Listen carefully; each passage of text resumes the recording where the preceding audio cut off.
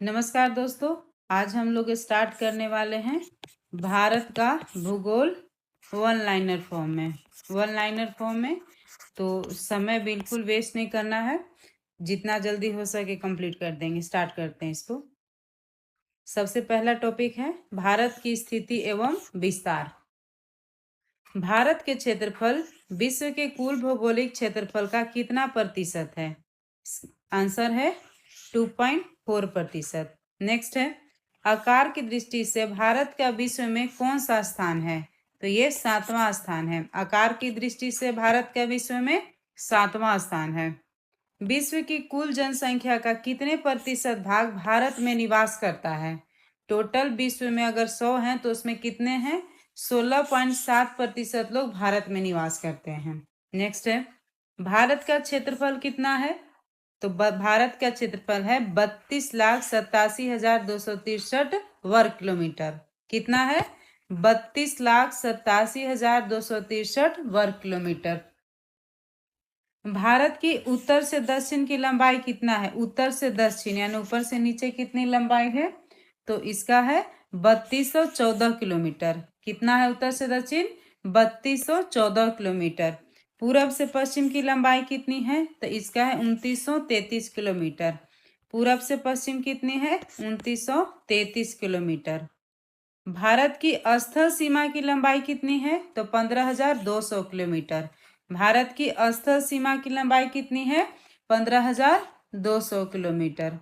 भारत की तट रेखा की लंबाई कितनी है? भारत की जो तट रेखा है उसकी लंबाई कितनी है? तो 6100 किलोमीटर है। कितना है? 6100 किलोमीटर। द्वीपों सहित भारत की तट रेखा की लंबाई कितनी है? तो ये है 7516.5 किलोमीटर। ठीक है, 7516.5 किलोमीटर द्वीपों सहित भारत की तट रेखा की ये लंबाई है। नेक्स्ट है भारत का जो ध्रुव है दक्षिणी भाग भूमध्य रेखा से कितनी दूर है? भारत का जो ध्रुव दक्षिणी भाग है वो भूमध्य रेखा से कितनी दूरी पे है? तो यह है 876 किलोमीटर। कितनी है? 876 किलोमीटर। भारत में कितने राज्य समुद्र तट पे रेखा में हैं?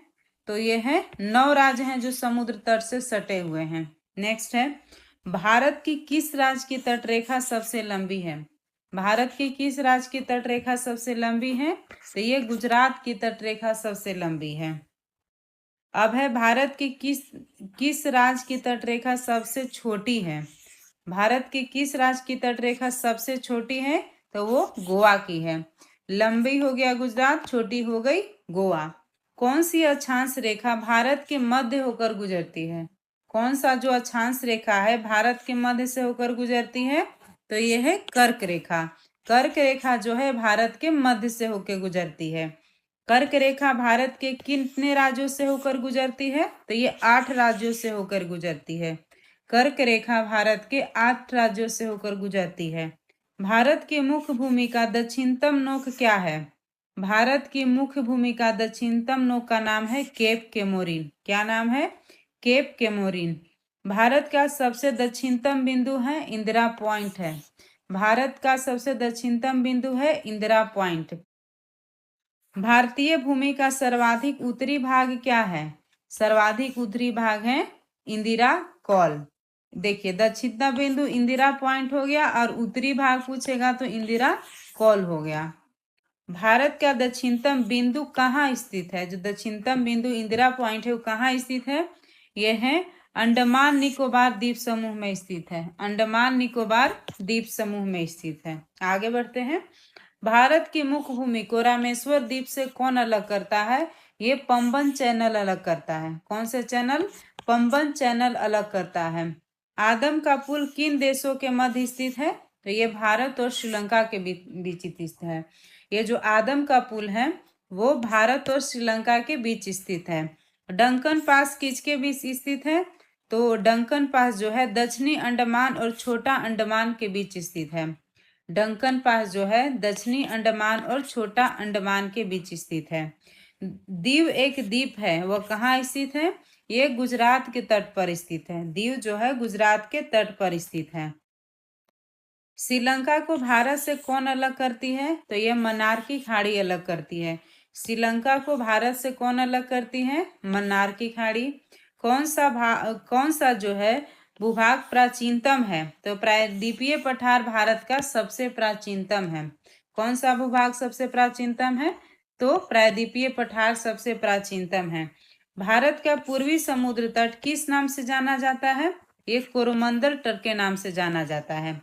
पूर्वी जो है ये कोरोमंडल तट के नाम से जाना जाता है। ये जैसे भारत हुआ साउथ में, तो ये हुआ पूर्वी तट, तो ये कोरोमंडल तट हो गया। भारत के पश्चिमी समुद्र तट का उत्तरी भाग किस नाम से जाना जाता है? ये पश्चिमी भाग हो गया, 3 भाग में बांटिए, तो उत्तरी भाग किस नाम से जाना जाएगा? तो ये कोंकण तट के नाम से जाना जाता है। ठीक है, क्लियर हो गया। भारत के पश्चिमी समुद्र तट का दक्षिणी भाग किस नाम से जाना जाता है? तो ये मलाबार तट के नाम से जाना जाता है। पश्चिमी ये तरफ हो गया, तो इसके नीचे वाला जो पार्ट किस नाम से जाना जाएगा? ये मलाबार के नाम से जाना जाएगा। ठीक है, चलिए आगे बढ़ते हैं। अब हम है कुछ एमसीक्यू भी साथ में देखते हुए बढ़ते हैं आगे। निम्नलिखित नगरों में कौन कर्क रेखा से निकटतम दूरी पर स्थित है? ये 3-4 बार क्वेश्चन पूछा गया है, तो भी आई है, इसको ध्यान में रखिए। इसका सही जवाब है गांधीनगर। कौन सा महत्वपूर्ण अक्षांश भारत को 2 लगभग बराबर भागों में बांटती है? लगभग बराबर भागों में ये कौन सा अक्षांश है? ये है 23.5 डिग्री उत्तरी अक्षांश है। ये है 23.5 डिग्री उत्तरी अक्षांश है। ठीक है, जिसको कि कर्क रेखा भी कहते हैं। निम्नलिखित में से कौन सा भारतीय राज्य कर्क रेखा के उत्तर में स्थित है? तो कर्क रेखा के उत्तर में कौन सा? ये मणिपुर स्थित है। चलिए आगे बढ़ते हैं। गुजरात के सबसे पश्चिमी गांव और अरुणाचल प्रदेश के सबसे पूर्वी छोर पर स्थित वालांग के समय में कितने घंटे का अंतराल होता है? तो ये लगभग 2 घंटे का अंतराल आ जाता है। नेक्स्ट है, यदि भारतीय मानक समय के अनुसार पूर्वा के 10 बजे हैं तो 92 डिग्री पूर्वी देशांतर पर शिलोंग का स्थानीय समय क्या होगा?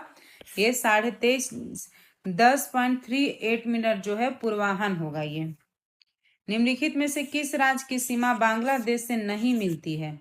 इतने बार इसको पूछा गया है, ध्यान में रखिएगा।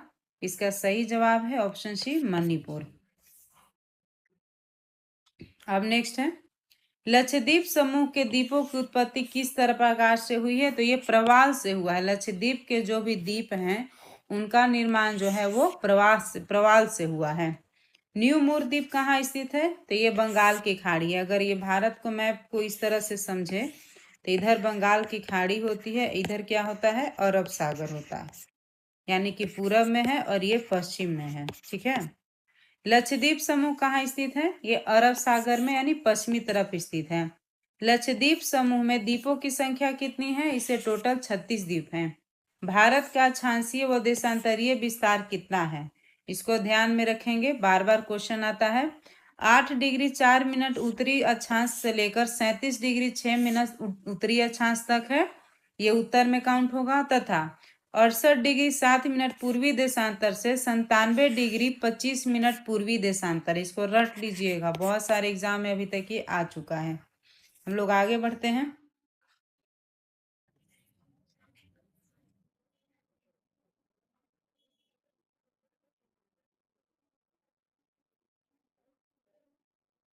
भारतीय उपमहाद्वीप किस भूखंड का भाग है? तो ये है गोंडवाना लैंड का भाग है। भारत किस गोलार्ध में स्थित है? तो ये उत्तर और पूर्वी गोलार्ध में स्थित है। मैप ग्लोब में आप देखिएगा तो क्लियर हो जाएगा। भारत का सुदूर पश्चिम का बिंदु कौन सा है? सुदूर पश्चिमी सबसे दूर बिंदु कौन सा है? ये 68 डिग्री 7 मिनट पूरब, जो कि गुजरात में स्थित है। ठीक है, शिव समुद्रम किस नदी पर बनाया गया द्वीप है? तो ये कावेरी नदी पे, शिव समुद्रम द्वीप जो है वो कावेरी नदी पे है। भारत की प्रादेशिक प्रादेशिक जल सीमा समुद्र तट से कितने समुद्री मील की दूरी पर है? तो कितने समुद्री मील की दूरी पर है? ये 12 समुद्री मील की दूरी पर है। नेक्स्ट है, 10 डिग्री चैनल किसके मध्य स्थित है? तो ये छोटा अंडमान और कार निकोबार के बीच स्थित है। 10 डिग्री चैनल जो है छोटा अंडमान और कार निकोबार के बीच स्थित है।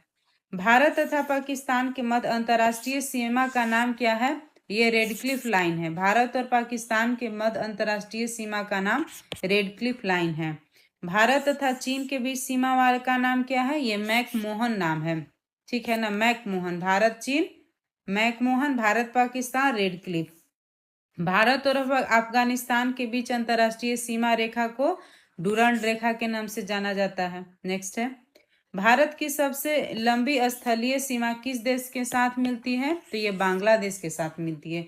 सबसे लंबी स्थलीय सीमा है तो बांग्लादेश के साथ, और सबसे छोटी स्थलीय सीमा है वो अफगानिस्तान के साथ है। ठीक है, भारत के किस राज्य में थार मरुभूमि स्थित है? तो ये राजस्थान में थार मरुभूमि स्थित है। भारत का मानक समय कितने डिग्री देशांतर पर आधारित है? जो मानक समय हमारा है ये 82 डिग्री 36 मिनट पूर्वी देशांतर को निर्धारित किया गया है। कितना है? 82 डिग्री 36 मिनट पूर्वी देशांतर। चलिए आगे बढ़ते हैं। भारत के कुल भूभाग का कितने प्रतिशत पर्वतीय हैं? तो ये 11% पर्वतीय भाग हैं। भारत के कुल भूभाग का कितने प्रतिशत मैदानी है? तो ये 43% मैदानी भाग है। भारत, अब चले थोड़ा सा इसी का डिस्क्रिप्शन है कि जो भारत और पाकिस्तान के बीच जो अंतर्राष्ट्रीय सीमा का निर्धारण रेड क्लिफ ने किया था, इसीलिए इसका नाम रेड क्लिफ हो गया। नेक्स्ट है, भारत और चीन के बीच जो अंतर्राष्ट्रीय सीमा का निर्धारण मैकमोहन ने किया था, इसी के नाम पे इस रेखा को मैकमोहन नाम से जाना जाता है। सेम नीचे वही है। भारत और अफगानिस्तान के मध्य अंतर्राष्ट्रीय सीमा का जो निर्धारण है डूरंड ने किया था, इसीलिए इन्हें डूरंड के नाम से भी जाना जाता है। अब ध्यान देते हैं, पड़ोसी देशों के साथ भारतीय सीमा की लंबाई क्या है? तो भारत बांग्लादेश के साथ सबसे ज्यादा है तो 4096 है। सेकेंड नंबर पे चीन 3917, पाकिस्तान के साथ 3310, नेपाल के साथ 1752, म्यांमार के साथ 1458 और भूटान के साथ 587। अफगानिस्तान का यहाँ पे गलत है, ये 106 होगा यहाँ पे। ठीक है, सब किलोमीटर में लाइन है, ध्यान में रखिएगा। तो अब हम एक टॉपिक हम लोगों ने अच्छे से क्लियर कर लिया। अब नेक्स्ट पे बढ़ते हैं। ये सेकेंड टॉपिक है भारत के पर्वत। हिमालय पर्वत किस प्रकार का पर्वत है? हिमालय पर्वत एक वलित पर्वत है। नेक्स्ट है, भारत का कौन सा पर्वत नवीनतम पर्वत है? तो ये हिमालय पर्वत जो है ना, वो सबसे नवीनतम पर्वत है। चलिए हम लोग आगे बढ़ते हैं अपना।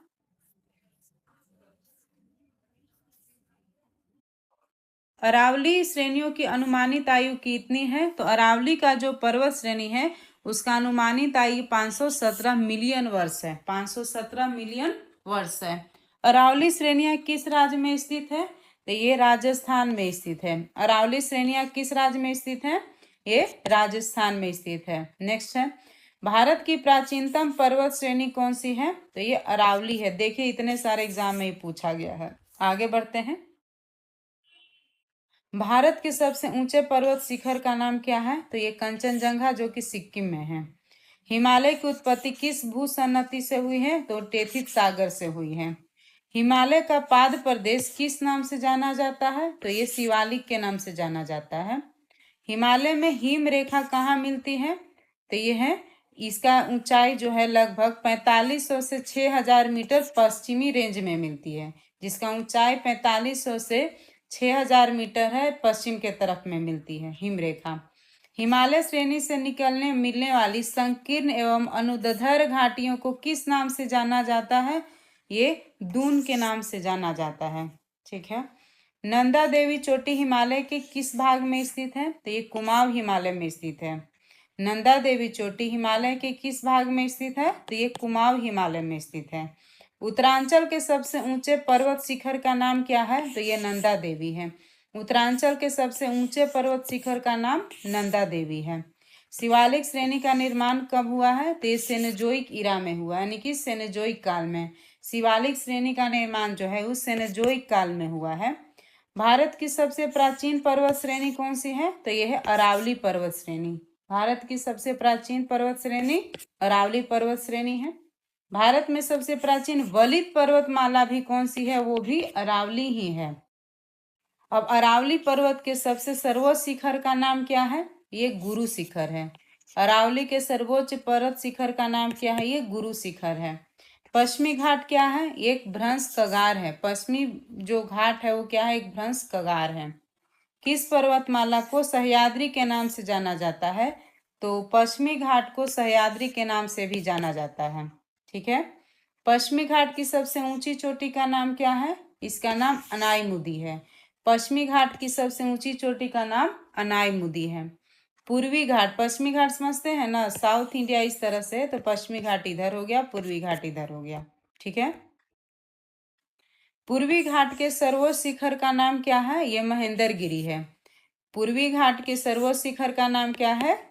यह है महेंद्रगिरी। पूर्वी घाट एवं पश्चिमी घाट पर्वत श्रेणियों का सम्मिलन स्थल कहाँ पे है? ये नीलगिरी की पहाड़ी के पास दोनों मिलते हैं।